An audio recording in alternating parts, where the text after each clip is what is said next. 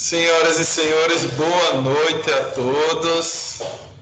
É com grande alegria que nós recebemos todos vocês no projeto Aula Aberta. Esse projeto tem o objetivo de oportunizar aos alunos de Direito de Família que eles falem, que eles conversem, que eles escutem os mestres em Direito de Família em temas específicos que são objetos do trabalho e da vivência desses mestres. Eu peço desde já aos senhores que, por gentileza, se coloquem em um local apropriado para escuta dessa palestra e que desliguem as suas câmeras, porque esta palestra depois será publicada, tá? Então eu peço a gentileza que desliguem as suas câmeras, principalmente aos colegas desavisados que estão em um local com muito mais tranquilidade, né? E às vezes não estão com a indumentária própria para esse momento, que é uma das particularidades que esse momento histórico tem infligido a todos nós.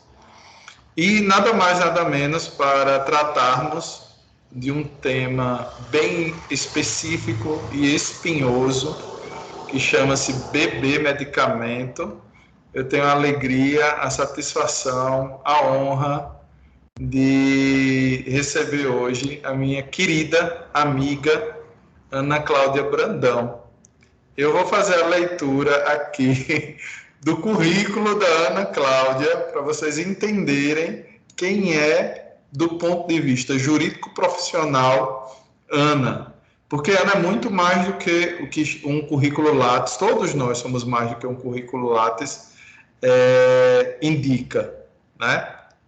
Além de tudo isso que eu vou ler, Ana é humana, Ana é amiga, Ana é parceira, e nós já temos 6 anos de amizade, desde os longínquos 2014, na banca do mestrado, eu e ela do doutorado, da nossa querida Faculdade de Direito do Recife.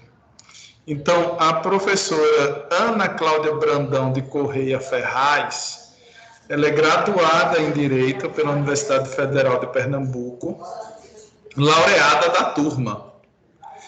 Ela é especialista em mestra em Direito pela Universidade Federal de Pernambuco. Ela também é doutora em Direito pela Universidade Federal de Pernambuco, aluna, na época, visitante do programa de doutorado da Queen Mary University of London, na Inglaterra, pós-doutora em Direito pela Universidade de Salamanca, na Espanha, pesquisadora na área de Direito Civil, Bioética e Biodireito. Foi procuradora federal, procuradora do Estado de Pernambuco e atualmente é magistrada do Estado de Pernambuco. Como juíza, ela atuou como corregedora auxiliar do Tribunal de Justiça de Pernambuco e também assessora especial da presidência do Tribunal de Justiça de Pernambuco nos períodos de 2012 a 2014 e de 2014 a 2016, respectivamente. Atualmente, a professora Ana, ela é juíza de Direito do Estado de Pernambuco, com titular da Seção B da 29ª Vara Civil de Recife, Pernambuco. É professora de Direito Civil da Escola Judicial do Tribunal de Justiça de Pernambuco e coordenadora do curso de pós-graduação Lato Sensu da referida instituição. Ela também é coordenadora de divulgação científica e cultural do Centro de Estudos Judiciários de TJ, diretora adjunta de Biodireito e Bioética da ADEFAS, Associação de Direito de Família e Sucessão. Ela é membro do Comitê de Bioético da Unesco, em parceria com o Instituto Real Hospital Português em Recife. Ela é membro da Rede Bioética Brasil, autora de diversos artigos, diversos livros, dentre os quais eu gostaria de registrar o do mestrado dela, Reprodução Humana Assistida e suas consequências no direito de família, e o último, Bebê Salvador, que eu não tenho aqui, que foi publicado pela Revista dos Tribunais. Essa é a professora Ana, para além de ser amiga, filha, mãe, esposa. Essa é a Ana, gente, e nós temos a honra de receber a Ana conosco hoje. Ana, você muito nos honra com sua presença. Eu agradeço demais o seu tempo, a sua disponibilidade para tratar aqui na graduação de um tema tão sensível que é o tema do bebê medicamento. Eu passo a palavra para você. Você tem 40 a 50 minutos para fazer sua exposição.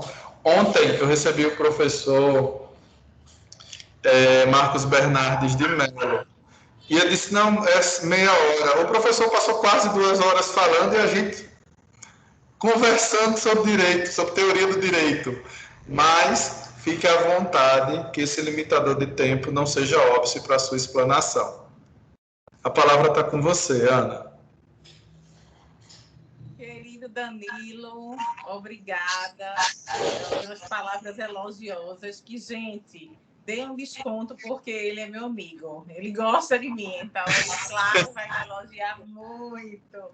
Então, ele é suspeito para falar.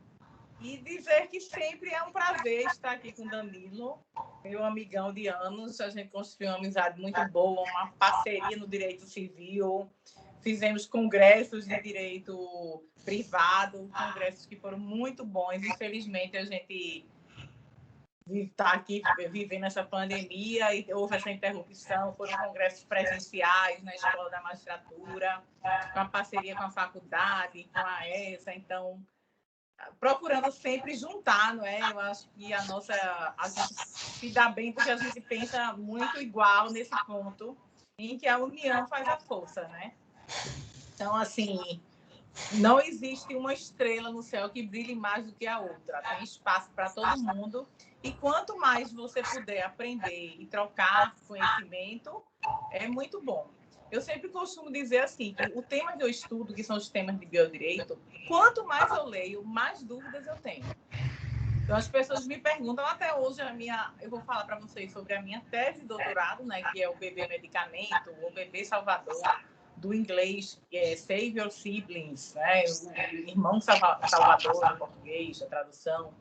Mas, assim, são questões tão tormentosas que a gente nunca vai encontrar uma resposta que você possa dizer que essa é a resposta certa ou errada.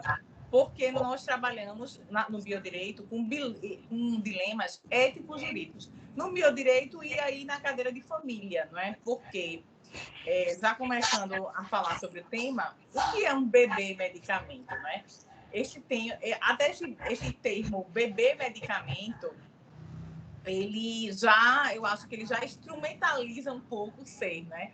Por isso que alguns falam, bebê salvador, porque a causa do nascimento dele é que é nobre. O que é o bebê medicamento? Por sinal, assim, a gente pensa, esses temas são tão longe da nossa realidade, é ficção científica, mas não é, não é? Saiu uma reportagem recentemente que em torno de 20 anos as pessoas não vão mais conseguir se reproduzirem naturalmente. Por quê? Por razões sociológicas, pela entrada da mulher no mercado de trabalho, pelo adiamento dos planos de casamento, de união estável, de convivência, independentemente do sexo. Então, todo esse adiamento provoca um adiamento também no momento do planejamento familiar.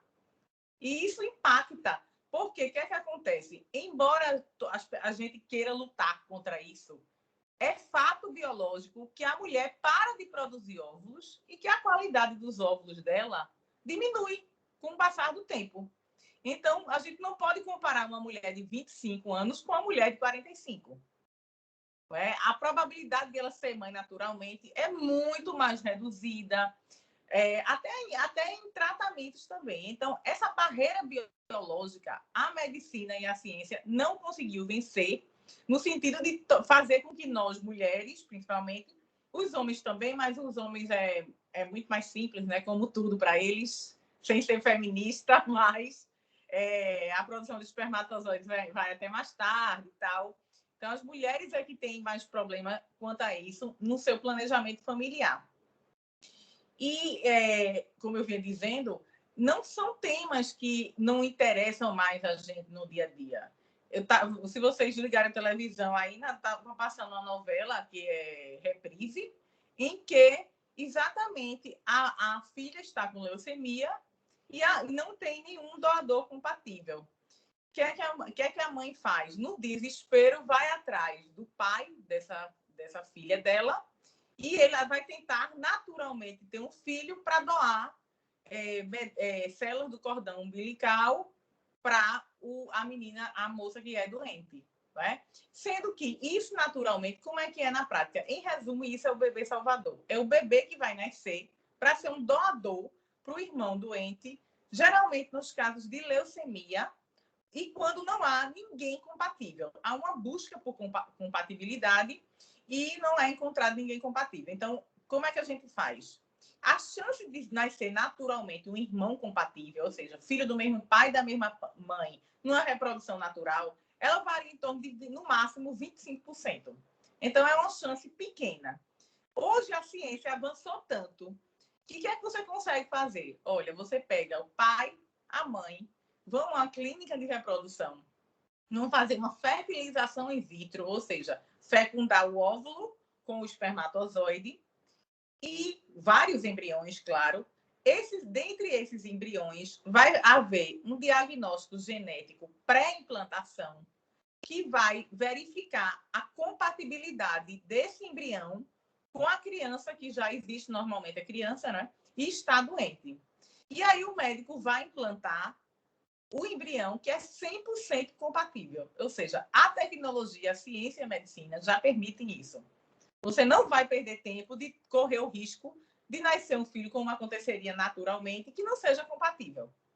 Tá? Então, a medicina, você seleciona um embrião, implanta e depois do tempo, 9 meses, normalmente, vai acontecer o nascimento, a criança nasce e são extraídas células do cordão umbilical dela, né, células tronco, e é feita a doação de medula óssea, que seria entre pessoas adultas, né, ou entre crianças que não nasceram com esse objetivo. E aí, a criança, isso serve como tratamento, né? A criança, a única forma de tratamento é um transplante. Normalmente, isso acontece nas anemias, anemias falciformes, na leucemia mieloide aguda, onde não se encontra um doador. Então, nessas situações que são realmente extremas, né, o casal pode decidir ter um filho dessa forma para salvar o outro. E aí vem uma questão, vem as angústias e os dilemas éticos. Primeiro, a gente fala de planejamento familiar. A Constituição garante o planejamento familiar livre, no sentido de você poder escolher quantos filhos você quer ter, o momento de filhos, o momento em que você quer ter esse filho, o espaçamento, né? Eu quero uma diferença de 1 ano, 2 anos. Então, o casal, homo ou hétero, não interessa, ele é livre para realizar esse planejamento familiar em relação à sua paternidade e maternidade. O primeiro ponto é a questão a gente está falando muito simples na reprodução natural. E na reprodução artificial? Então, vem o primeiro questionamento. Existe um direito a se reproduzir artificialmente? Essa pergunta ela é muito importante. Por quê? A partir do momento em que você diz que há direitos reprodutivos, então você pode compelir o Estado a garantir que haja a reprodução artificial, oferecer serviços de reprodução assistida. No Brasil, tem pouquíssimos centros. Né? Eu acredito que em funcionamento hoje nós só tenhamos 4 centros funcionando. Quer dizer, é muito pouco. a espera é muito longa, as filas são longas, a mulher, às vezes, acaba envelhecendo e perde a chance, né, de se submeter ao tratamento. Há uma seleção, claro, eles selecionam uma racionalização de recursos. Eles selecionam quem tem mais chance de engravidar, né, para poder estar lá na fila, e mesmo assim, dentre as pessoas que têm mais chance, elas vão ficar na fila. Então, o primeiro questionamento é: existe esse direito à reprodução artificial? Isso é motivo de discussão no mundo inteiro, né? Eu fiz meu pós-doutorado na Espanha, eles não chegam a um consenso sobre essa questão desse direito reprodutivo no caso da reprodução assistida.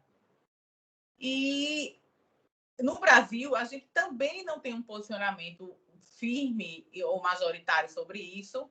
Né? Nós estamos, por exemplo, eu como juíza pego muitas ações agora de cobertura de tratamento de fertilização in vitro, custeamento pelos planos de saúde.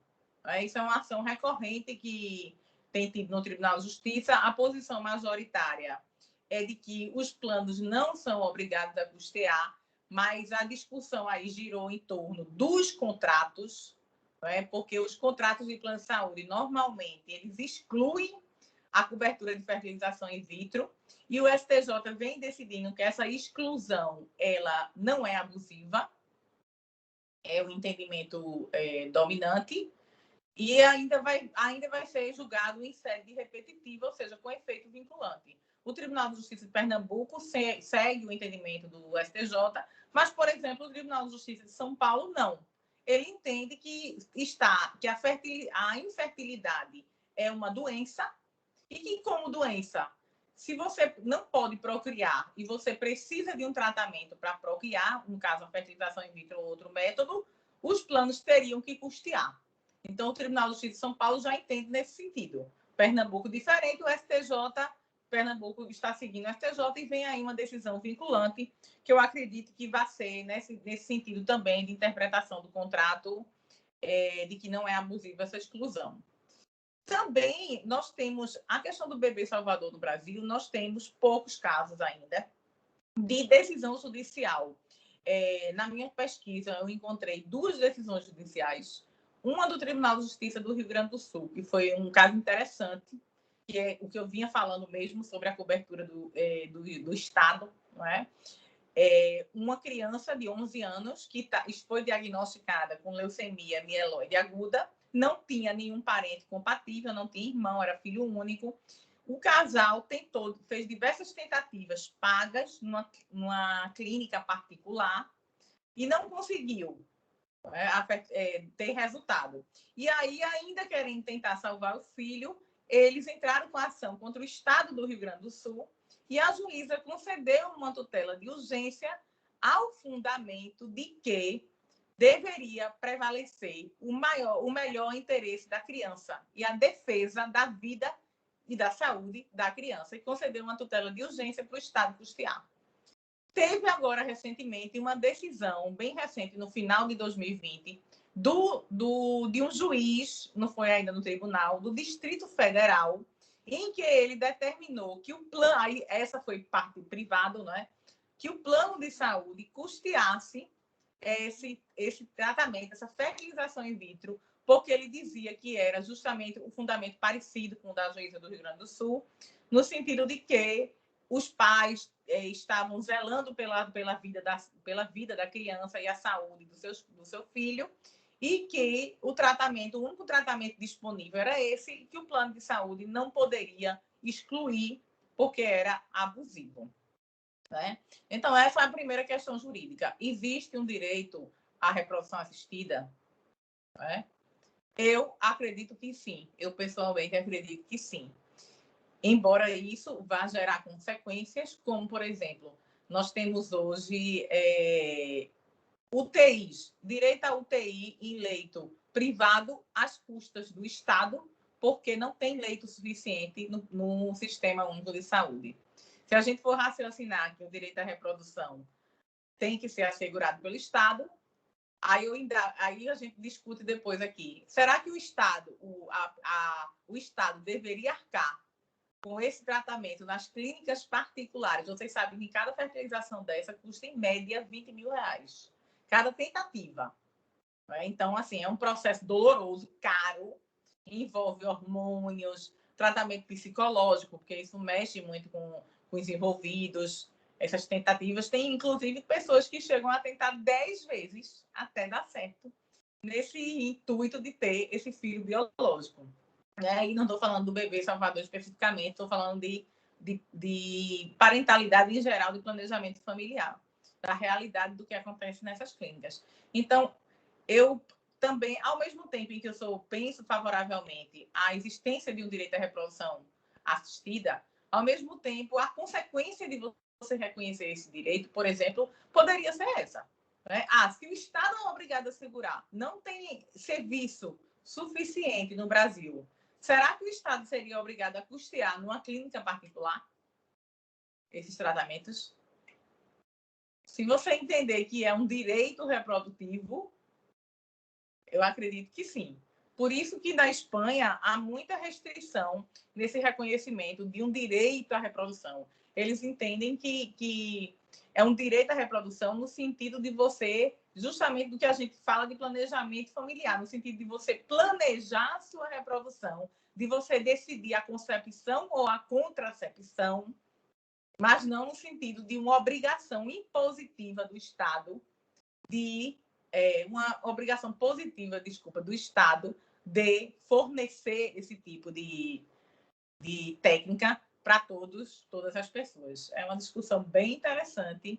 E essa discussão, aí eu vou falar do meu livro, que foi sobre o bebê Salvador, mas depois do pós-doutorado eu pesquisei decisões de reprodução só sobre reprodução humana no Tribunal Europeu de Direitos Humanos, que fica em Estrasburgo. E as decisões, elas são incrivelmente contraditórias. E um ponto crucial de toda a discussão da reprodução, que é o ponto de partida, né, é exatamente se reconhecer se isso é um direito oponível contra o Estado ou não. Os doutrinadores, e aí eu falo do mundo inteiro, assim, porque eu estudei legislação europeia, li legislação europeia e doutrinadores, e realmente não existe um consenso sobre isso. Né? Passando à questão da parentalidade, né? Até que ponto os pais têm que zelar pela saúde de seus filhos? Você ter que ir às últimas consequências de se submeter a uma fertilização in vitro para ter um filho para salvar o outro, tudo bem, é nobre, claro. E aí eu vou passar a um outro ponto que é muito esquecido nessas tratativas, nesses assuntos de reprodução. É a pessoa que vai nascer. A futura criança. A gente hoje, tem na Constituição Federal um conceito de futuras gerações como sujeito de direito. Por exemplo, a Constituição fala: a gente tem que preservar o meio ambiente para as futuras gerações. Então, a Constituição já reconhece as futuras gerações como sujeito de direitos. Né? E eu acho que isso a gente vai ter que dar um passo no conceito aí de pessoa. Por quê? Porque o sujeito de direito ele não tem a mesma proteção da pessoa. Vamos dar o exemplo do nascituro. O nascituro ele não é pessoa, porque pessoa para o nosso direito é quem nasce com vida. Mas ele é sujeito de direitos. Ele tem alimentos gravídicos, por exemplo. A mulher que está lá grávida ainda, ela pode pedir alimentos para o nascituro. Como se o nascituro não é pessoa, mas ele é sujeito de direitos.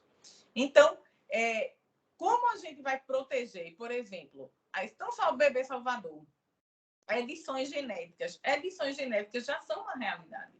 Você pode editar determinado gene.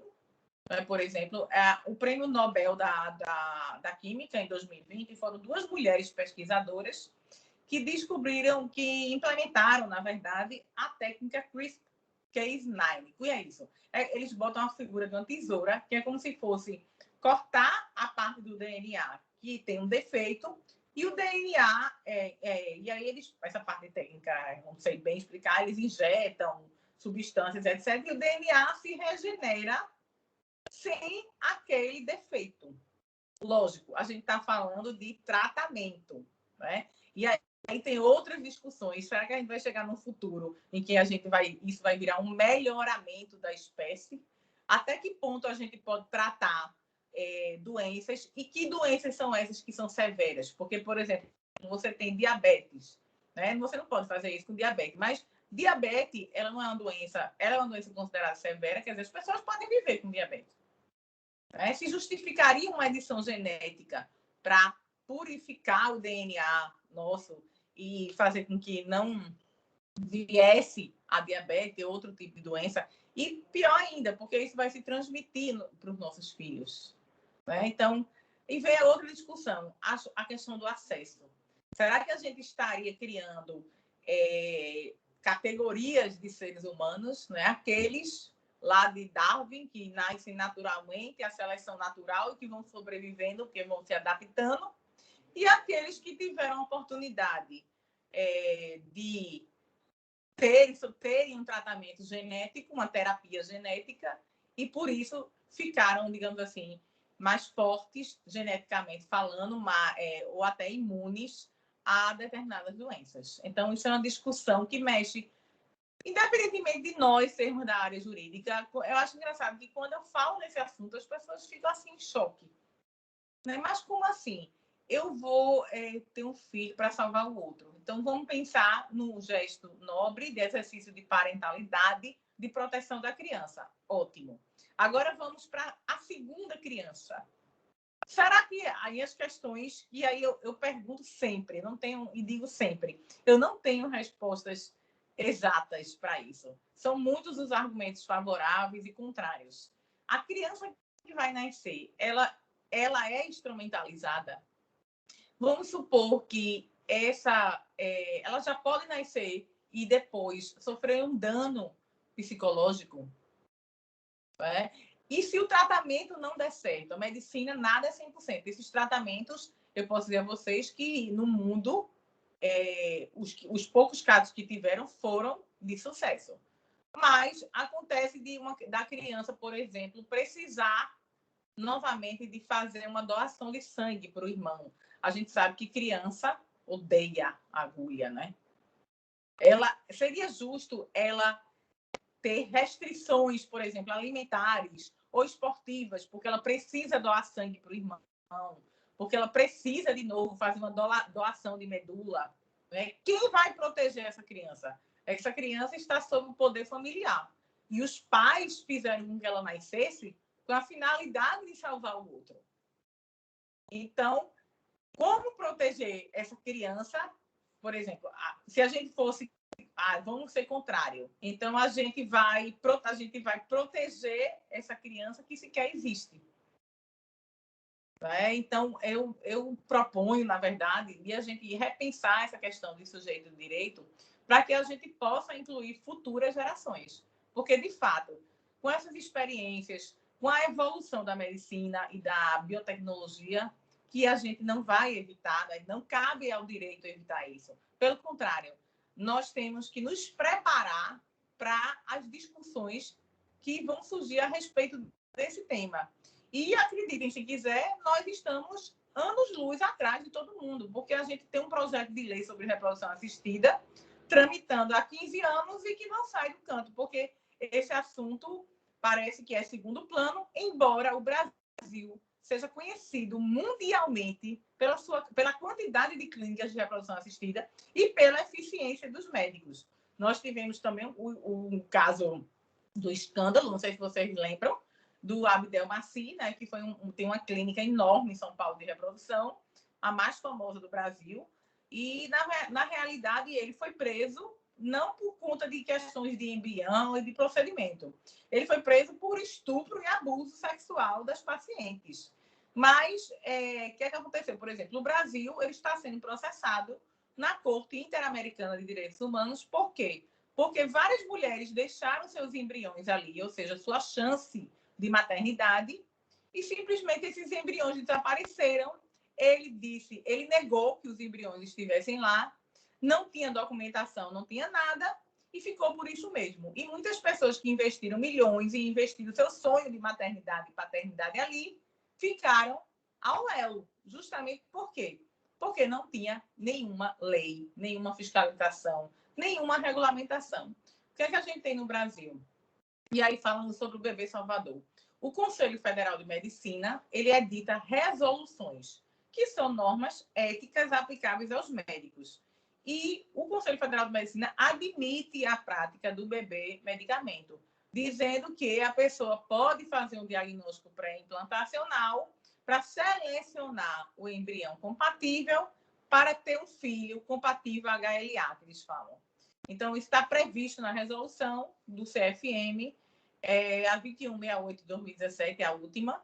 O CFM vem regulando a matéria de reprodução desde 1992, vejam, e a gente não tem lei ainda sobre isso. Né? Tem projeto de lei tramitando no Congresso. Em 2019, tentaram incluir na lei de doação de órgãos e transplante um artigo que falava sobre o bebê medicamento, só dizendo que podia ser feita a doação de célula-tronco embrionária e tal. Tentaram incluir isso também fora de um projeto de lei de reprodução assistida. Era só um artigo incluído na lei de doação de órgãos. Também teve uma audiência pública, mas também não foi ainda votado. Então, a gente vai trabalhando com essa ausência de legislação e, veja, isso vai ficar, na verdade, nas mãos do judiciário. E nós sabemos que, eu não estou querendo dizer que a lei vai resolver todos os problemas. Longe de mim, senão o Brasil seria o país que não teria problema nenhum no mundo, né? Que a quantidade de lei que nós temos estaria tudo resolvido. Mas essa falta de orientação, ela deixa tudo muito solto e gera uma insegurança jurídica. Veja esse exemplo que eu dei dos embriões. Eu vou dar um exemplo agora que a gente vê mais, que é, por exemplo, a maternidade de substituição, o que a gente chama vulgarmente de barriga de aluguel, né? Que no Brasil tem que ser gratuita. Repito, não tem regulamentação, né? Isso é a resolução do Conselho Federal de Medicina que permite que seja feita de forma gratuita e entre parentes até o 4º grau, né? Essa determinação foi se estendendo esse parentesco para chegar no 4º grau, que é primas, e sendo que o Código Civil ele não traz nenhuma presunção de maternidade de quem é a mãe, a encomendante, a mãe biológica, ela não traz. Pior, a gente tem uma lei que fala do preenchimento da DNV. O que é DNV? Declaração de Nascido Vivo, que é aquela declaração que é preenchida na maternidade e que a mulher tem lá mãe, e o hospital ele é orientado a preencher com quem teve o parto. Hoje o CNJ já minorou isso, já minimizou esses problemas, porque permite que você pegue toda a documentação da clínica e vá direto no cartório e mostre que você fez um contrato para que ela abrisse mão de toda a questão da filiação. Ora, gente, o CNJ ele é um órgão fiscalizador da justiça, ele não é um órgão legislador. Ele edita esse provimento que é um provimento administrativo, para facilitar junto ao cartório. Mas se uma mãe dessa, uma pessoa que engravidou e resolveu, olha, não vou entregar o filho. Claro, normalmente o juiz vai observar o contrato, a declaração de vontade que foi feita na clínica. É o que é mais razoável. Mas isso eu estou falando razoável para mim. Mas pode outro juiz entender que, olha, onde é que tem aí escrito que ela era obrigada a entregar o filho que ela gerou? Né? E principalmente quando a doadora do óvulo não for a mãe encomendante. Né? Porque a gente pode ter uma situação aí de três mulheres envolvidas. Por exemplo, a mãe que encomendou, que não pode gestar, ou a terceira que doou o óvulo e uma terceira que doou a barriga, o útero. Imagina nessa situação, 3 pessoas. E a pessoa que doou a barriga não tem um vínculo genético, né? Nem a mãe encomendante tem um vínculo genético. Pode haver uma disputa em relação a esse filho? Pode. Né? A gente pensa, ah, não, mas nenhum juiz vai dar a mãe que gerou. Por que não? Se a própria lei brasileira diz que a declaração do nascido vivo coloca a parturiente é considerada a genitora. Então, assim, cabem várias interpretações. E a questão é muito séria, porque a gente está tratando de filiação. Então, essas dúvidas que podem gerar a reprodução assistida em relação à filiação e conflitos que mexem com as pessoas. A gente está falando do bebê Salvador, claro, é um ato nobre. Se você me perguntar, você faria pelo seu filho? Eu vou lhe responder, acredito que sim. Eu vou querer salvar a vida do meu filho. Se meu filho está doente, eu vou querer salvar a vida dele. Não vou medir esforços para isso. Mas a gente também tem que pensar nessa criança que vai nascer. Porque a gente também não pode... Imagina, você está usando um ser humano para se vir como medicamento do outro. Aí você vai dizer, mas não existe doação de órgãos e transplantes de pessoas vivas e tal, e mortos? Sim, mas a pessoa já está viva, a pessoa não nasceu com essa finalidade. Veja a situação, essa pessoa não estava dentro do planejamento familiar. Tanto que o casal só teve um filho. Então, os argumentos favoráveis. Eles vão dizer, não, mas essa criança vai ser amada porque ela vai salvar o irmão enfermo. Os pais não vão fazer nenhuma distinção. E o fato de ela ter a sua liberdade restrita, por exemplo, porque ela vai ter que doar sangue alguma outra vez, ou porque ela vai ter que doar a medula óssea outra vez, essa restrição ela seria muito pequena se você comparar a proporcionalidade em relação ao bem que ela vai fazer a outra. Tem até um filme sobre isso, que é um filme um pouco exagerado, né? Ele não corresponde à realidade, que é Uma Prova de Amor. Sendo que a mãe chega ao ponto de querer que o filho doe um rim para a irmã. Mas isso é proibido, isso não é isso. O bebê Salvador, na prática, é a retirada de célula-tronco. Somente. Não é permitido transplante de órgãos, doação de órgãos, jamais uma criança nascer para ser doadora de órgãos para outra. O limite que a norma ética permite é esse. E no filme é interessante que a própria menina doente, ela pede à irmã, olha, eu quero morrer. A minha mãe não deixa eu morrer. Eu não quero mais fazer tratamento. E é uma coisa assim tão chocante que a mãe quer salvar a vida da filha a todo custo. E o médico diz, olha, ela pode doar, receber um rim, mas a sobrevida dela será muito pouca. Mesmo assim, a mãe fica com ódio da filha que não quer doar, sem saber que a filha que não quer doar, na verdade, quer doar, mas está fazendo isso pela irmã doente. E aí, uma coisa juridicamente interessante é que ela vai pedir socorro ao Ministério Público para lutar contra os pais, porque ela simplesmente não quer mais doar o rim. E aí o Ministério Público vai fazer a defesa, essa parte processual é interessante, né? Vai fazer a defesa dos interesses do menor, porque ele está sob o poder familiar e a sua vontade colide com a vontade dos seus pais. Então, que da prática seria muito difícil, né? Porque uma criança ela não tem discernimento, não tem autonomia para chegar nesse ponto, né? E se recusar. Como é que uma criança vai se recusar? Ela vai chorar, vai fazer birra, mas os pais vão levar. Então, a situação da criança que nasce com esse objetivo, ela precisa também ser examinada. Então, assim, eu não quero deixar para vocês o que é contra, o que é a favor. Quero deixar para vocês refletirem, para a gente debater.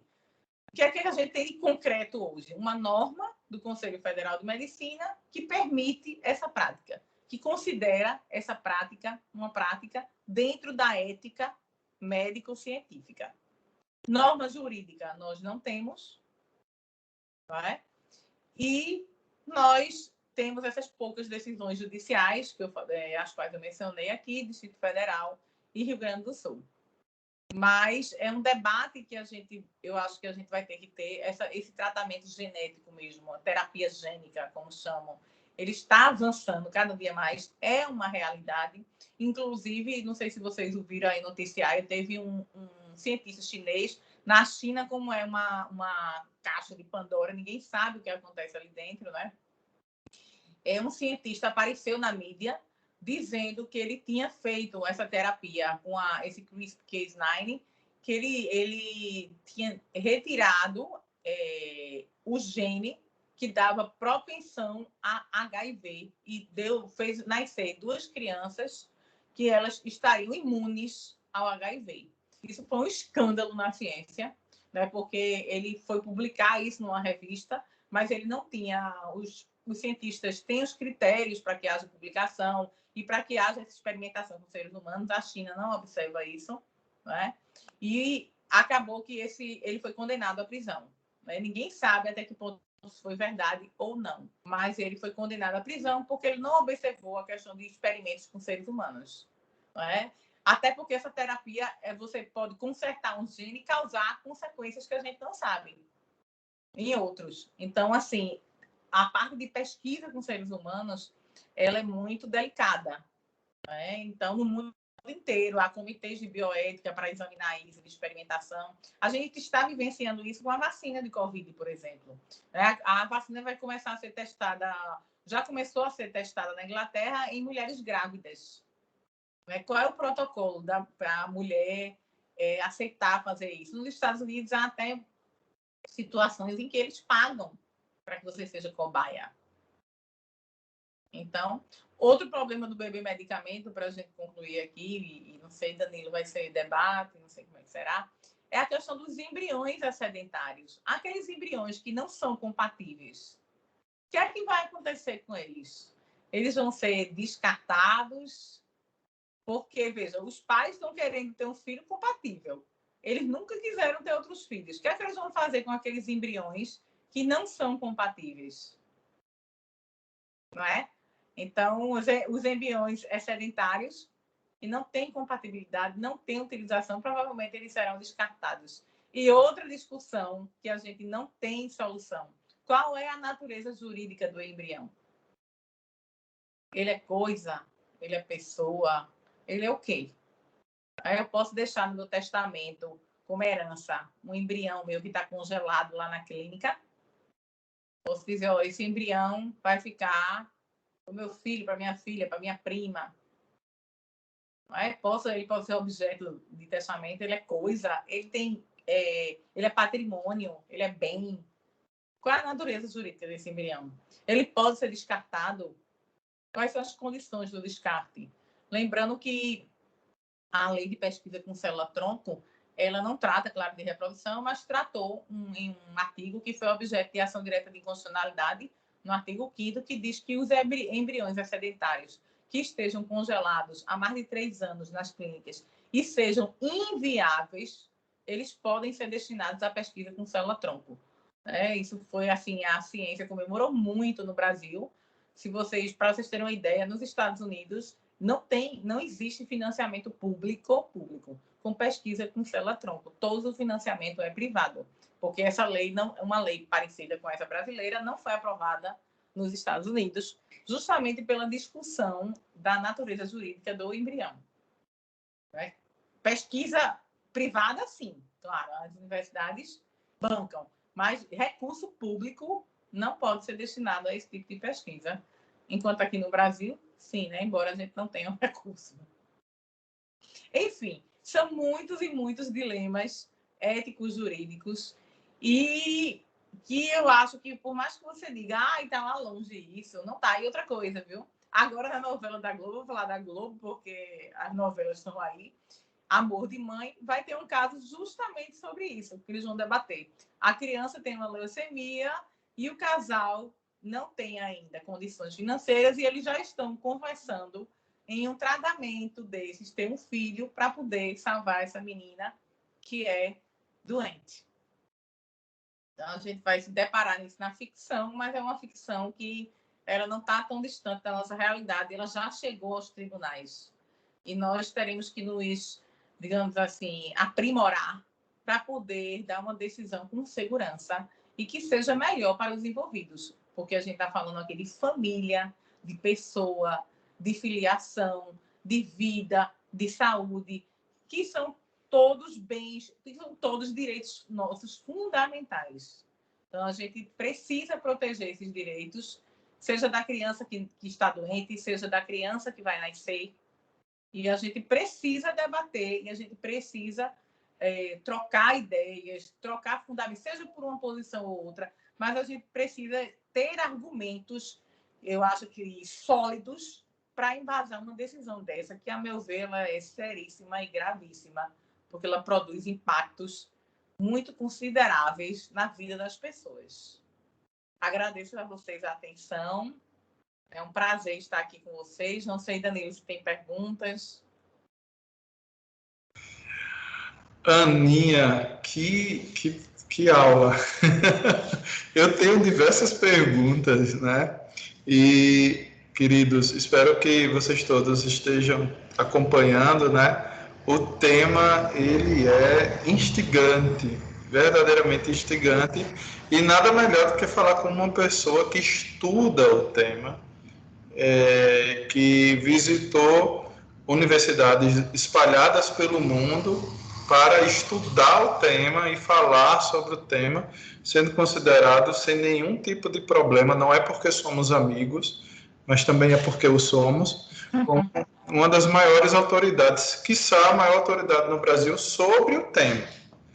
E isso é muito importante, isso é um patrimônio para o nosso Pernambuco. Ana, tem alguns pontos que você chamou. Eu gosto muito da ideia de ciência e arte, né? Tem alguns filmes que você citou, né? O primeiro filme que você citou foi Uma Prova de Amor, né? É um filme norte-americano que fala sobre esse tema, mas tem dois filmes que um é mais antigo, os dois são hollywoodianos, mas o que eu vou citar agora é o mais hollywoodiano de todos, A Lenda. Esse filme A Lenda é um processo de melhoramento através de uma vacina para o câncer. E a gente tem também, Danilo, Gattaca, né? O Gattaca, como chama. Isso. Que é bem interessante, que ele justamente mostra a questão do ser humano, o único ser humano, dois seres humanos que não são modificados, e eles têm que provar que conseguem sobreviver e fazer as mesmas coisas dos perfeitos, né? Um irmão foi modificado, o outro na cadeira de roda, e o da cadeira de roda tem que mostrar que ele consegue viver naquele mundo de perfeição. E tem um outro chamado O Doador de Memórias, que é um filme fantástico, acho que é de 2004, e A Lenda é de 2007 com Will Smith. Né? Gata, que é bem antigo. Esse outro eu não conheço, não. Tem uma série também, Danilo, na Netflix, que é The Black Mirror. The Black Mirror. E ele tem uma cena, a gente está falando de criança, que é um episódio, eu não me lembro qual é o número dele, mas que ele é bem interessante. Que é uma empresa de biotecnologia que ela desenvolve um chip e a mãe aceita colocar o chip na criança, porque a mãe, quando a filha dela vai sofrer alguma frustração, ela aperta um botão e a menina não vê. Então, por exemplo, a menina está na escola, um coleguinha cai e fica todo ensanguentado. Aí a mãe está vendo, lá está no trabalho, está vendo na tela, então ela aperta o controle remoto e a menina não vê nada, não vê o sangue. Então a menina simplesmente não vê o sofrimento. Aí a gente discute justamente isso, né? Os limites do exercício dessa parentalidade. Ela quer, aí no final, é bem interessante isso, porque ela quer proteger a menina de todos os perigos. Então a menina cresce sem ter visto um sangue, a menina cresce sem ter tropeçado em uma coisa, e depois ela perde o controle da menina, né? A menina então se envolve com um rapaz que é viciado em droga e tal, e aí começa a discutir isso, né? Até que ponto a gente pode proteger nossos filhos, né? Exercer o nosso poder familiar com controle. O bebê medicamento não é paralelamente tanto, né? Porque você quer salvar seu filho, mas até que ponto eu posso ir para salvar meu filho? Ao ponto de fazer nascer outro ser, por mais que seja meu filho também, não é? Mas a finalidade dele nascer, eu acho assim, por isso que eu digo, eu faria como mãe, mas eu como pesquisadora e como defensora dos direitos fundamentais da vida, eu realmente me questiono muito até que ponto a gente pode exercer esse amor pelos filhos, né? Até que ponto o nosso amor ele nos esbarra em outra pessoa, em outro ser. Que bom, que bom. A Catiane tem uma pergunta, e depois eu queria entender um pouco, porque esse processo de beber medicamento, ao meu ver, do ponto de vista completamente não científico, me lembra muito a possibilidade de eugenia. E nós sabemos que a eugenia americana influenciou muito a eugenia alemã na época de Hitler, e eles faziam pesquisas, né? E aí Ninguém fala muito nisso, né? Mas ele não pensa que foi uma criação, alemã, né? Isso. Na verdade, não é uma criação alemã, é um processo eugênico. Mas eu vou abrir para a Catiane fazer a pergunta e depois você pode falar. Fala, Catiane. Boa noite, professora Ana. Boa noite, professor Danilo. Professora, eu vi na sua explanação, eu fiquei, não com dúvida, né? Eu tive alguns questionamentos. E um deles é o seguinte, com esse avanço tecnológico da medicina, não só na medicina, mas o mundo tem um avanço em quase todas as áreas, né? Mas que você possa lidar com o ser humano através da manipulação do DNA, do embrião, isso é uma coisa muito séria. Pode ser uma coisa boa, como pode ser uma coisa ruim. Eu não estou aqui questionando, eu estou dizendo, querendo trabalhar com relação à lei. E aí eu pensei a seguinte caso. No caso de salvar um filho, como tem a novela, né, que a Helena vai ter um filho para salvar, eu acho que é válido. Mas, no caso de alguns países onde se prevalece mais e se permite mais, não é nem se permite, prioriza mais do que a mulher. Imagina um país desse, utilizando isso, podendo dizer, não, eu não quero mulher, eu quero homem. E fazer disso até um verdadeiro, como é que eu posso dizer, não é quartel, uma verdadeira arma no mundo. Isso. Né? Então, isso é muito perigoso. Então, a meu ver, a lei ela é defasada? Acho que no mundo inteiro. Então, a lei ela tem que se preocupar com essas coisas. Isso. Só permitir o que seria bom. Bom no sentido de ajudar. No sentido de se prejudicar ou criar novas coisas, como no nazismo, que fez isso. Ele fez isso o tempo inteirinho, o nazismo. Né? Só que ele fez testando o ser humano, com o objetivo de ter uma raça que ele acreditava que teria. Né? Então, eu vejo isso, sabe, de uma forma muito preocupante. A segunda coisa é o seguinte, eu não entendi direito quando a senhora disse assim, que nos bancos de dados parece que tem uma lei que só pode permitir que os embriões fiquem 3 anos, é isso? Não, só pode, assim, a lei de pesquisa com célula-tronco diz assim, que os embriões, porque quando você vai pesquisar célula-tronco, o embrião é destruído. Então, os embriões têm que estar congelados há mais de 3 anos e serem inviáveis, ou seja, eles não se virem para serem implantados. Aí eles podem ser destinados à pesquisa com célula-tronco. Por quê? Porque eles vão pesquisar e vão destruir o embrião. Entendi. Obrigada, viu, professor? Normalmente, o casal é ele que diz o destino do embrião. Quando ele vai para a fertilização in vitro, ele já diz, ó, em caso de divórcio.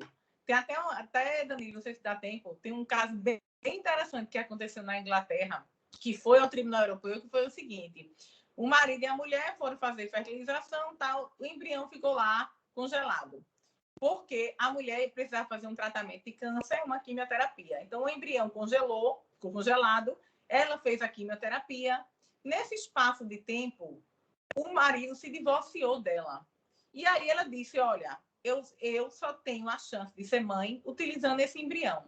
E ele disse, mas eu me divorciei de você e eu não autorizo, porque eu não quero ser pai de filho seu. E aí eles esgotaram, porque para chegar no Tribunal Europeu eles têm que esgotar as instâncias nacionais. Eles esgotaram todas as instâncias nacionais, perderam, né? Porque lá na Inglaterra eles consideram muito o contrato. O que foi acordado na clínica foi que, em caso de divórcio, não poderia ser utilizado o embrião.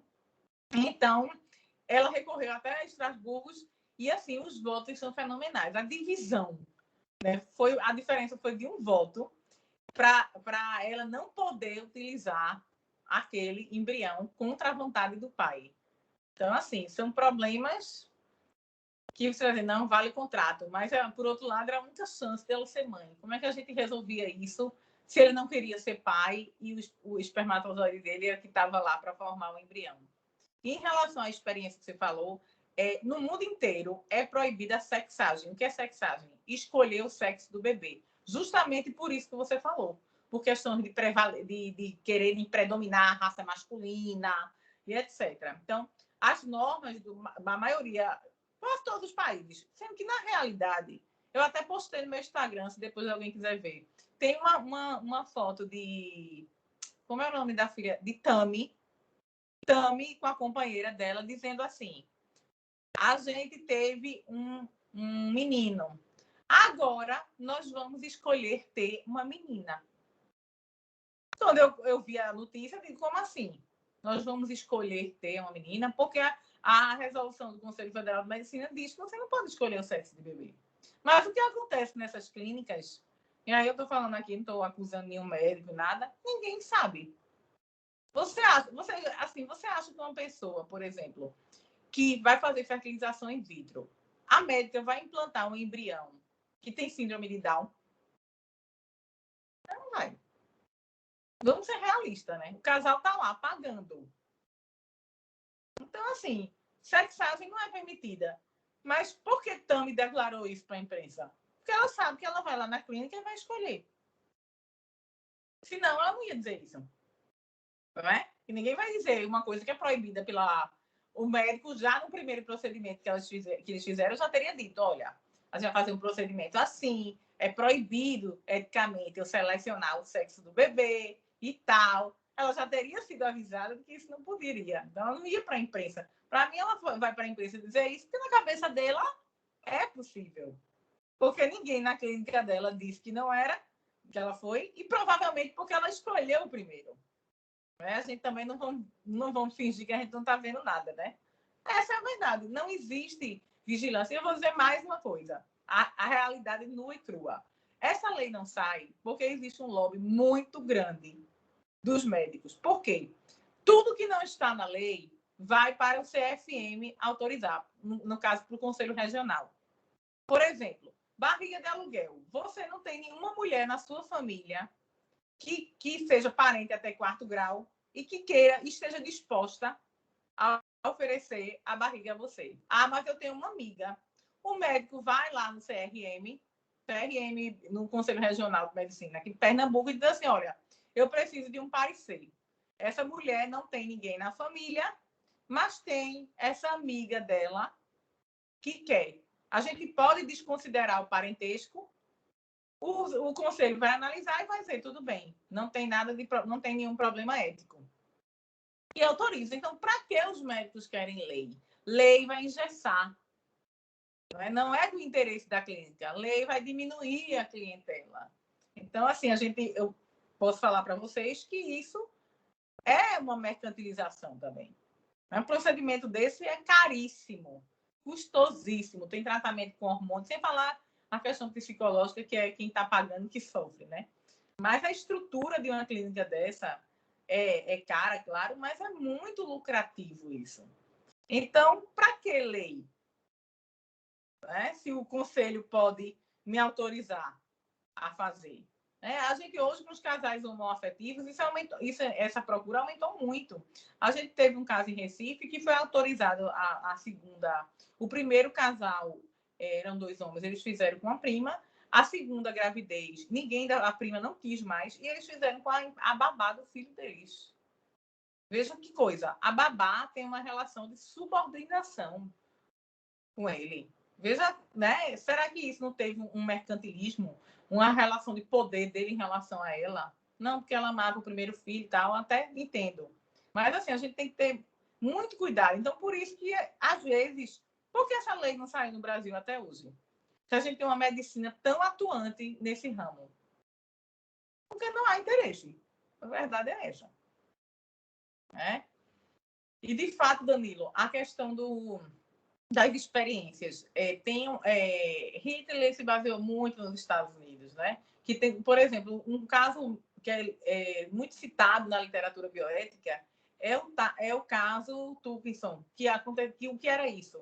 Os Estados Unidos tiveram experiências com negros e a penicilina, porque a penicilina já existia, tratava sífilis, e eles pegaram grupos e mais grupos de pessoas negras e não deram a penicilina, que era o tratamento para sífilis, para ver o desenvolvimento da sífilis, até que ponto eles aguentavam, né? E deixaram as pessoas morrerem, mesmo tendo um tratamento. Isso foi antes de Hitler, quer dizer. Isso já acontecia, né? Então, é muito complicado mesmo. E outra coisa ainda, isso envolve ainda a privacidade e a família das pessoas. Tem pessoas que não revelam, que não gostam de dizer que tem problema de infertilidade, como se a infertilidade fosse um defeito. E antigamente era, né? A mulher podia ser devolvida. A fertilidade começou a ser examinada muito recentemente, a infertilidade. Que antes o casal não podia procriar, a culpa era da mulher, e a mulher podia até ser devolvida, porque ela não prestava para nada. Nem se investigava se o problema era do homem ou não. Então, é uma coisa relativamente recente e existe esse tabu ainda de envolver a privacidade e a intimidade das pessoas. Então, fica mais difícil ainda de a gente saber o que acontece ali, né? Esses processos mesmo, esse processo que eu falei do bebê Salvador, do Rio Grande do Sul, eu não consegui acompanhar mais ele porque ele foi segredo de justiça. Então, assim, é uma exposição da família e da vida íntima das pessoas. Ainda tem mais essa questão que a gente tem que preservar. Ana, eu estava lembrando, o Wallace tem uma pergunta, mas tem outro aluno também que tinha levantado a mão e desligou. Mas eu estava lembrando de dois casos. O caso da Henrietta Laux, que foi aquela mulher negra que é considerada a primeira mulher imortal do mundo, porque as células dela são conservadas e foram ainda hoje são utilizadas para o tratamento com câncer, e não houve a divulgação, a família só soube, eu acredito que foi na década de 70, dessa situação. Tem até um filme que trata dessa saga dela, né? E tinha outro caso aqui que eu tava, mas esqueci. Eu falei tanto que tu esqueceu. Não, é porque eu tô na fase de escrita da tese, eu acho que você entende que a gente esquece. Mas eu gostaria de dar a palavra ao Wallace, que tem uma pergunta, tá como levantada. Fala, Wallace. Boa noite, gente. Boa noite a todos. Primeiramente aí, rapaz, parabéns aí pelo temário. Acho que professor, a disciplina fez mais um gol de placa, viu? Esses debates aí é de fato para se parabenizar e reconhecer mesmo. Muito bom, sobretudo para a gente que tem um dia corrido, então é sempre bom você ter uma aula que de fato traga essa instigação, né, típica do ambiente acadêmico, universitário, e um tema tão polêmico como esse, né, a professora traz aí. Acho que, primeiramente, é uma dose de coragem da professora Ana Cláudia aí, querer estudar isso. Acho que a primeira provocação é essa, né, foi realmente muita coragem, assim, muita ousadia, muita sagacidade da pessoa querer realmente trazer, e assim, estudou realmente, se preparou para isso, e hoje, de fato, não tenho dúvida que possa ser, que a professora possa ser, de fato, essa grande referência que é.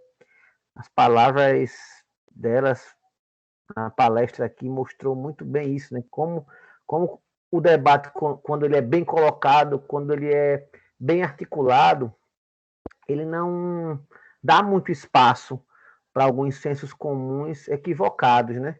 Que eu acho que é tão que paira nessa discussão, né? Muito juízo de valor, muita opinião, muita questão também axiomática, e é um pouco disso que eu queria fazer essa pergunta aí sobre o tema. Parabenizar mais uma vez a professora Ana Cláudia Brandão pelas palavras, pela aula. E assim, eu acho que quando a gente pensa um debate desse, eu particularmente, quando eu penso percebendo a realidade e o contexto do Brasil, né, eu acho que eu escuto com muito prazer escutar isso, mas fico sempre com aquela questão, aquela reflexão, como isso é percebido pelo conjunto das instituições brasileiras. A gente sabe que vivemos num país que tem é o maior país católico do mundo, né? É um país que a questão religiosa joga um papel historicamente determinante, principalmente na opinião pública, nas relações familiares também, né? Então, acho que é muito difícil quando se traz esse debate do bebê medicamento, ele inicialmente não ser, vamos dizer assim, no bom sentido, não ser maculado, né, por esses valores da sacralidade, essas questões, né? Mas, assim, a gente viu o caso ano passado, assim, como foi abordado aquele caso, que é também ligado à bioética, a questão daquele aborto ali no Cisam, como foi aquele cenário ali, para alguns medieval até, para outros não, mas como também a opinião pública se apropriou daquele espetáculo ali, enfim, daquela dicotomia. Mas assim, e quando a gente fala de outros países, como é que esse debate do bebê medicamento, ou os debates alinhados à questão da bioética, como é que ele vem sendo assim em outros países, professora? Isso num bom sentido, sendo enfrentado em relação a essa crítica aí, né? Porque por exemplo, quando eu falo muito em bioética, às vezes, para os conhecidos assim, é muito comum que as pessoas já vêm armada para isso, não? Já vem ele falar de aborto, já vem ele falar de clonagem, quando às vezes a gente quer falar de engenharia genética que traz muitas benfeitorias, muitas coisas boas assim para a saúde das pessoas. Mas assim, como é que é esse debate? Aqui no Brasil, eu não tenho dúvida que ainda por termos esse lobby também empresarial, talvez, mas também por essa questão do peso valorativo mesmo religioso, ele pode ser muito vitimizado ou preterido por um senso comum que às vezes é equivocado. Mas em outros países, tendo a sua experiência, como é que você percebeu esse debate e como é que a sociedade aprendeu essa discussão, professora? Muito obrigado mais uma vez pela aula. Né, que tá falando? É o Wallace? O Wallace, o nome dele. Obrigado, Wallace. Bem colocado. A questão, a gente sabe que o Brasil é um dos maiores países mais católicos do mundo, né? Claro que isso influencia. Inclusive, Wallace, a ação que eu falei de inconstitucionalidade sobre a utilização dos embriões congelados, ela foi proposta pelo CNBB. Entendeu? Foi ela que propôs essa ação. A Confederação Nacional dos Bispos Brasileiros. Contra a utilização do embrião, porque eles consideram o embrião a formação da vida com a fecundação, né? Isso é um dogma católico. E eu vou dizer mais, além de ser um dogma católico, nem a própria ciência ela tem um consenso sobre isso. Depois, essa ação ela tem um voto de 500 páginas, porque assim, os votos dos ministros geralmente são assim impecáveis. Foi a diferença de um voto só pela aprovação. Mas, assim, realmente é uma... Você lê um, depois lê o outro e você fica angustiado. A verdade é essa. Mas nem a ciência sabe e quando começou a vida humana. E aí o Supremo dá uma solução bem adequada, dizendo que eles não vão determinar quando começa a vida humana, porque nem a ciência sabe, o jurista também não pode dizer. Mas que eles vão discutir ali em que fase da vida merece proteção. E aí eles fazem uma ponderação. Olha, se o embrião ele é inviável e ele não pode mais ser utilizado, é proporcional e razoável que ele possa salvar vidas de pessoas doentes. Os estudos. Então, eles fazem essa proporcionalidade. Não que eu esteja desprezando a vida. Tá? Ainda que o embrião seja vida, porém, a latência dela naquele estado de que é inviável, porque ela, mesmo que ainda que implantada no útero, ela não vai se vir. Então, proporcionalmente, eu posso estudar, utilizar eles para estudo e salvar vidas de pessoas doentes. Então, a decisão do Supremo foi nesse sentido, de ponderar. Eu achei bem inteligente, porque, de fato, nós juristas, a gente não pode, a gente tem nosso limite, a gente não pode se meter no conceito científico. E ainda por cima, no conceito desse, que não existe consenso, como eu falei, no mundo inteiro. Os próprios cientistas do mundo inteiro têm várias teorias. Teoria da célula neural, primeira célula neural, teoria... Até cientistas também concordam com a igreja de que é com a fecundação, outros na terceira semana, etc. A gente vê muito essa influência da religião no Brasil, não é? Por exemplo, em questões como aborto e eutanásia. Agora mesmo, o aborto foi aprovado na Argentina. Não sei se vocês viram isso. E lá está acontecendo uma coisa interessante. Os médicos estão deixando de fazer o aborto por objeção de consciência. O que é objeção de consciência? É uma coisa que o Código de Ética Médica garante, de um médico se recusar a fazer um procedimento que é contra os valores científicos dele. E ele não precisa dizer por quê. É contra os valores éticos e morais, desculpa, científico não. Ele pode dizer, olha, eu não faço aborto porque eu não quero. Ele não precisa dizer por quê. Mas porque ele é católico, porque ele é religioso, porque ele acredita que a vida começa com a fecundação, e ele diz, eu tenho uma objeção de consciência, aborto eu não faço. E sai uma pesquisa dizendo que 50% dos médicos de um hospital público da Argentina, o maior que tem, estão alegando objeção de consciência para não fazer o aborto. Veja coisa interessante, né? A lei foi aprovada. Como é esse problema de legitimidade de lei sobre essa matéria? A lei foi aprovada e um percentual altíssimo de médicos não estão fazendo. Na Europa, quando eu estudei essas decisões do Tribunal Europeu, as legislações, elas são, principalmente na Inglaterra, elas são muito avançadas em relação a isso. Mas elas têm um cuidado ético muito rígido, por exemplo, em relação à comercialização. Né? E, por exemplo, a barriga de aluguel, até hoje a França, por exemplo, que é o país exemplo da liberdade, igualdade e fraternidade, ela não aceita. Né? No Tribunal Europeu tem várias decisões, até assim, coisas absurdas de a barriga ser feita nos Estados Unidos. Já nos Estados Unidos a gente tem uma coisa completamente contrária.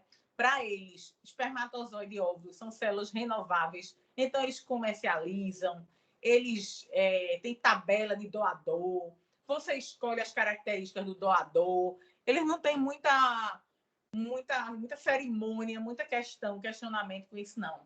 A mercantilização lá é muito grande, em todos os sentidos. Embora também só 2 estados americanos, a legislação lá é estadual, admitam barriga de aluguel paga. Mas essa parte de doador mesmo, no Brasil, veja o que tem acontecido. No Brasil, as mulheres brasileiras estão preferindo pegar espermatozoides de bancos americanos, porque lá elas conseguem ver mais dados do doador. Que aqui no Brasil esse doador é anônimo, né? A gente não sabe nada dele, assim, identidade, nada. Então, nos Estados Unidos, esses bancos... Aí é outra coisa interessante, né? Que é o faz de conta que eu falo. É proibido comercializar. E a Anvisa deixa importar sêmen. Para mim, importar é comércio, né? Na minha cabeça, de Raiane Danilo fala de empresarial, né? Para mim, você está importando, não é gratuito, é um comércio.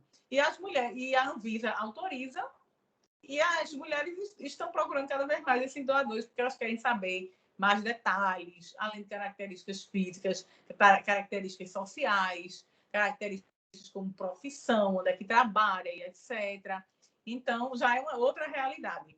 Mas a tendência é que as legislações elas sejam mais restritas, principalmente na Europa como um todo, em relação a essas práticas. Portugal mesmo não admitia a questão do bebê salvador, não admitia a questão da barriga de aluguel. Hoje, o Tribunal Constitucional lá entrou para dizer que era inconstitucional a lei de reprodução deles, que é de 2006.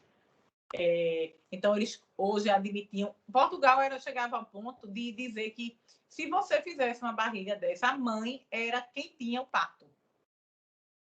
para justamente não estimular esses negócios. Como eu falei, a França até hoje não aceita. Tem casos lá de casais que foram para os Estados Unidos e o pai era o pai biológico. Veja que situação. Quando chegou na França, a França não registrou o filho e ainda teve um caso que o filho foi colocado num abrigo, tendo um pai biológico francês. Veja a situação. Então, assim, ninguém fala que a França é antidemocrática ou... Né? Isso, então, depende muito dos valores. Claro, essa norma jurídica que a gente vai ter sobre reprodução, ela vai depender muito dos valores éticos, sociais, culturais da sociedade, sem dúvida alguma. E a questão da predominância religiosa, ela vai influenciar, sim, muito. É o que está acontecendo também com a eutanásia. Né? A eutanásia ela só foi aprovada, só era permitida em 4 países da Europa. Foi aprovada agora há pouco na Espanha. Agora há pouco em Portugal, com países altamente católicos. Foi uma discussão enorme, mas foi aprovada. Mas são temas realmente em que esses valores, como você falou muito bem, eles vão repercutir, sim. Normalmente, isso vai ter que ter audiência pública. No futuro, certamente terá arguição de inconstitucionalidade. Não é realmente uma matéria fácil. Espero que eu tenha respondido. Com certeza, Ana. E para terminarmos, a pergunta de Beatriz. Beatriz está com a mão levantada, pode fazer sua pergunta. Oi, boa noite. Primeiramente, quero agradecer. Eu sou orientanda de Danilo. Vou falar sobre o bebê Salvador também. Acho incrível o pensamento da senhora. E eu queria fazer um questionamento, assim, no meu trabalho eu vou falar, no da senhora também, né? Foca sobre os direitos, na perspectiva nos direitos da criança. Eu queria saber se a senhora acha que o Estado deveria intervir de algum modo nisso, assim, não só com leis, mas, assim, algum tipo de fiscalização, conselho tutelar ou assistente social, para que isso seja, como é que eu posso falar, fiscalizado regularmente, entendeu? Entendi. No caso, assim, você fala acompanhar até que ponto a criança vai ser... Isso, acompanhar. Vai sofrer dano, né? Eu acho que seria uma ideia interessante, viu, Beatriz? Porque, assim, embora, veja, seja, como eu falei, da questão da intimidade, se os pais estão com poder familiar regular, fica bem difícil, né? O Estado se intrometer na família, no seio da família. Mas talvez fosse uma ideia interessante ter um acompanhamento, embora, assim, as pessoas podem até me matar e dizer, querer que o Estado entre na família, porque hoje todo mundo quer que o Estado saia cada vez mais da família, né?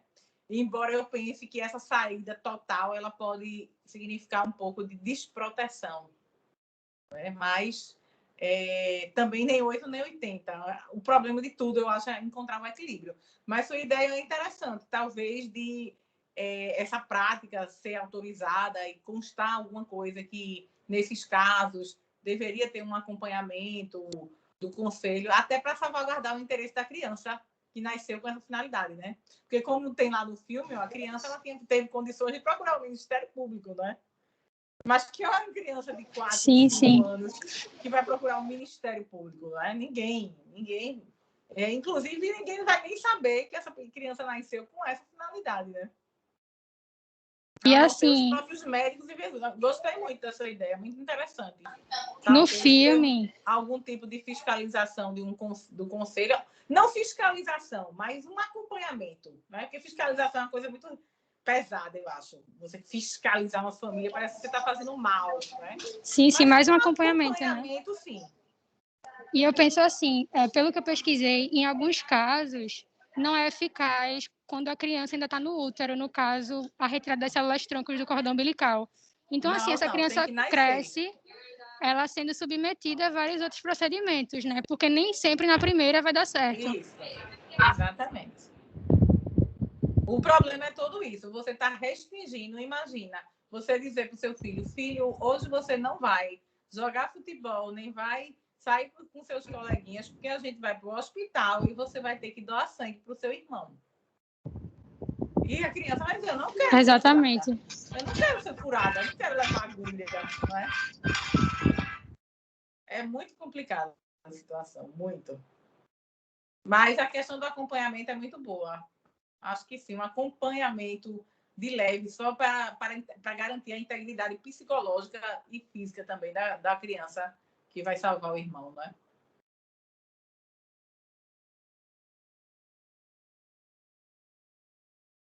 Olha aí, Beatriz e Ana, provavelmente você vai ser convidada para ser banca dessa defesa aí de final de curso.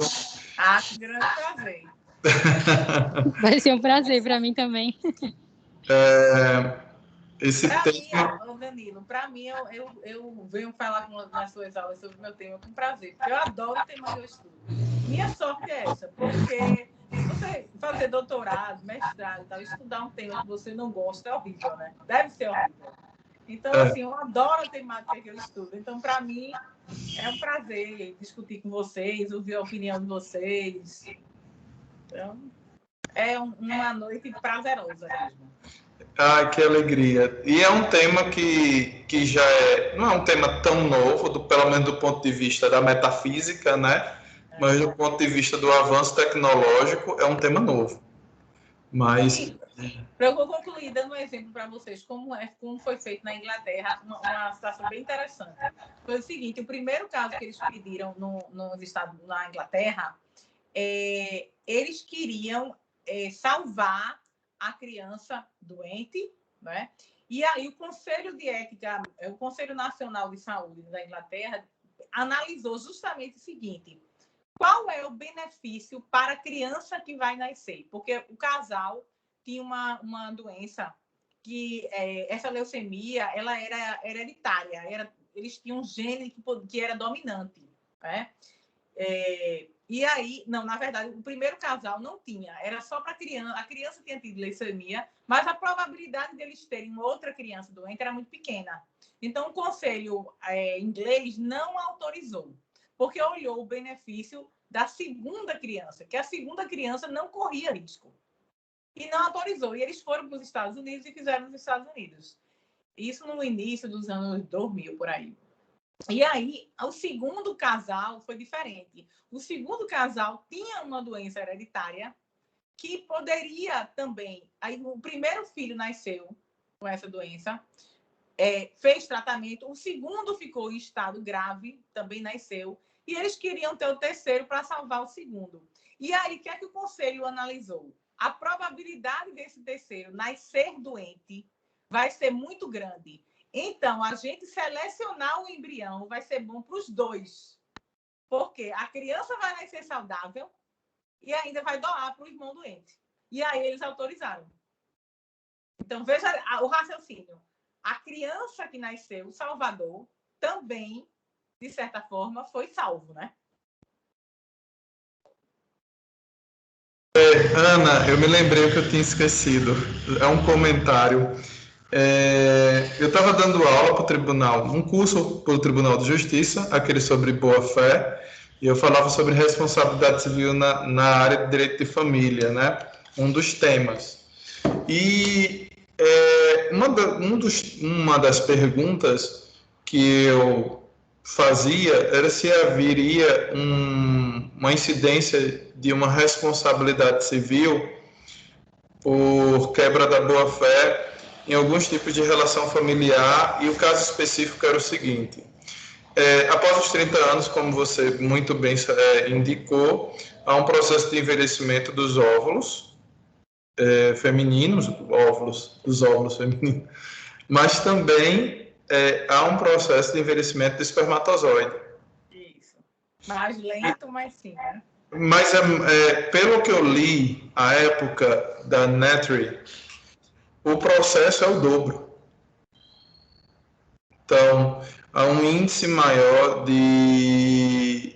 por exemplo, de síndrome de Down. Mas que pensava-se, pelo menos essa foi minha leitura, através do artigo científico da Netry, que era por causa mais da mulher, do envelhecimento da mulher, como sempre, né? A mulher coitada. No mundo machista, né, a mulher é sempre a que ocasiona problemas. Mas, e que, na verdade, esse processo era um processo de ambos, né, tanto do espermatozoide como do óvulo. E aí a minha pergunta, à época, que eu não sei responder, é: será que há uma responsabilidade civil dos casais, né, dos cônjuges, né, porque não procriaram a tempo e modo, porque ludibriaram um ao outro, né?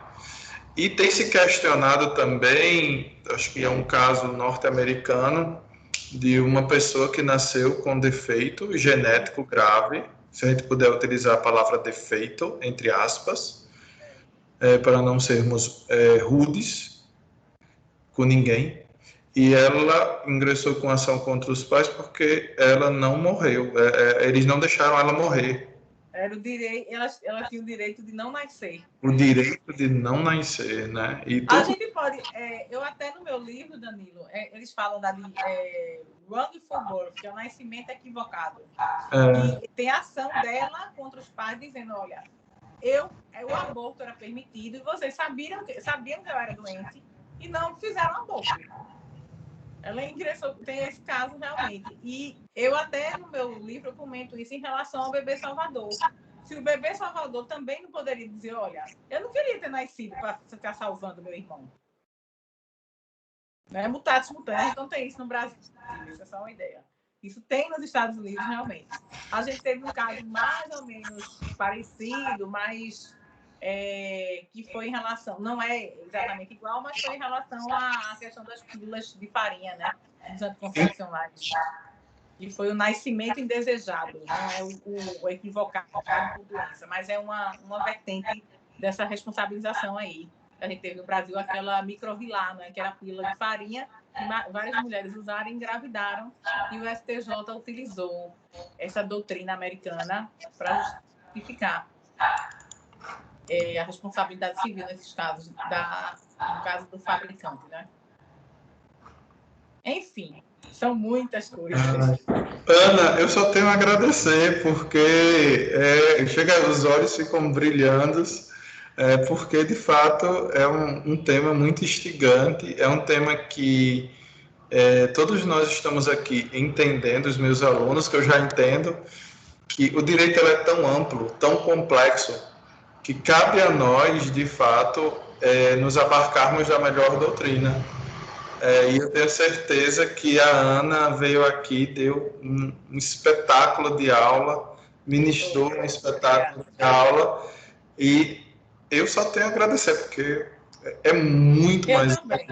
Espero que eu tenha contribuído para vocês pensarem sobre o tema e aí na graduação se interessarem de estudar o tema, que embora a gente tenha muita coisa, eu ainda considero que é um tema pouco estudado pela área jurídica, pela sua ligação que tem com a parte médica, de saúde. Então, ainda é um tema que precisa de muito debate jurídico. Né? Eu faço parte de comitês, mas a maioria é formada de profissionais de saúde que querem discutir bioética, e o biodireito fica um pouco assim, à margem, digamos assim. Mas que bom, muito obrigado, Ana. Eu vou passar... Nada, querida, é um prazer. Estou à disposição de todo mundo aí. Gente, a Ana, ela tem um projeto em uma rede social, né, Ana, em que você divulga diversos... Você tem um site, né, Ana? Eu tenho meu site também, agora... Danilo, vou lhe confessar que é difícil atualizar, porque eu não sou profissional, né? Então, assim, eu venho publicando coisas no Instagram e minha página está ficando defasada. Porque agora mesmo eu sou juíza da minha vara e estou acumulando uma vara que o juiz está de férias, faço parte do Colégio Rexal, aí fica difícil, né? Se eu ficar também, assim, tão blogueira...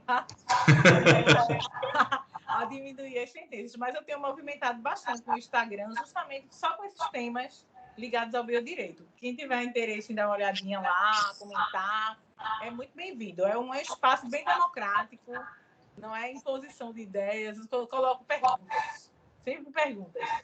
Sempre perguntas. Você quer disponibilizar o seu Instagram? Você lembra? @ Ana Cláudia Brandão, _biodireito. Isso mesmo. Eu só tenho a agradecer a Ana, só tenho a agradecer a todos vocês por estarem conosco. Somos 37 nessa reunião, 37 pessoas, ouvintes ativos desse momento. Mande uma fotinha para mim, para eu publicar. Gente, quem tiver arrumadinho, vocês poderiam ligar o webcam para a gente fazer um... Pois é, pra gente... Aí você manda para mim que eu não estou conseguindo, que eu coloquei numa posição... Tá. Deixa eu só, eu já vou fazer um print com você. Quem puder ligar o webcam, por favor, porque olha aqui, ó, o pessoal aqui comentando. Pijama. Ajeita o pijama, por favor. Nada de pijama. Ana, ontem eu passei por uma situação, eu gravei o professor Marcos Bernardes, né? Aí eu fui ver, aí tinha um aluno deitado sem camisa aparecendo no vídeo, porque eu pensava que quando eu colocasse em destaque, como eu coloquei você em destaque, ficava só você, mas não, e ficava mostrando, eu digo, mas minha Nossa Senhora do Livramento, o Wallace está barbudo. Olha, por isso que quando começou essa história de online, como eu também faço, recebo advogados online e tudo, até meu filho brinca, às vezes eu fico até de sapato aqui, alto em casa, meu filho brinca, mãe, você não vai aparecer de pé. Eu digo, meu filho, já que eu estou toda pronta, faz de conta que eu estou trabalhando no fórum. Faz de conta que eu estou dando aula. Eu digo, seguro morreu de velho, né? Deixa pra lá, eu vou colocar roupa de trabalho. Justamente para não correr esse risco. Beatriz, você está trabalhando, Beatriz?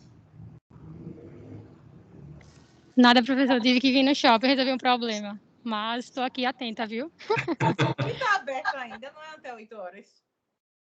Não, começa só amanhã. Começa só amanhã, Tá. Quem mais vai ligar o webcam para eu ver vocês? O Wallace ligou, Beatriz ligou, Rosivaldo e Eduardo, e agora Kelly. O que é isso, Eduardo, que você está colocando aí o celular? Tá bem? Olá, professora. Está adicionando. Olha, Alisson Melo, meu outro orientando. Olha aí, estamos te vendo, Alisson. Vou fazer o print, Beatriz GL. Vou fazer o print agora, tá? Todo mundo organizado. Rosivaldo, a gente só vê sua testa.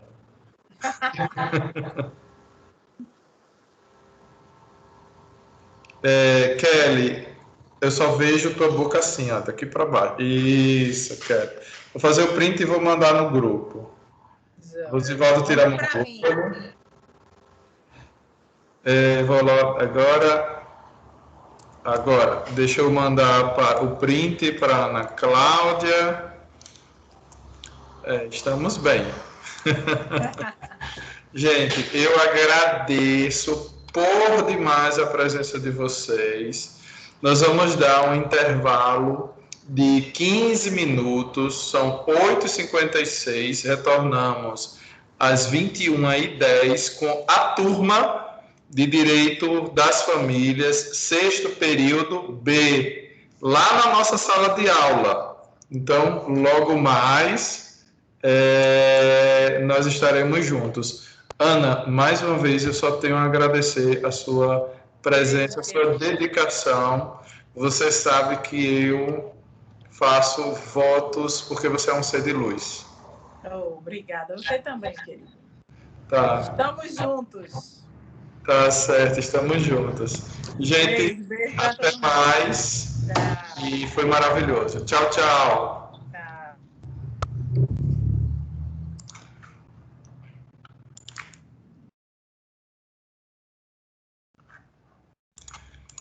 Lembrando, o 6º B estaremos logo mais em sala de aula.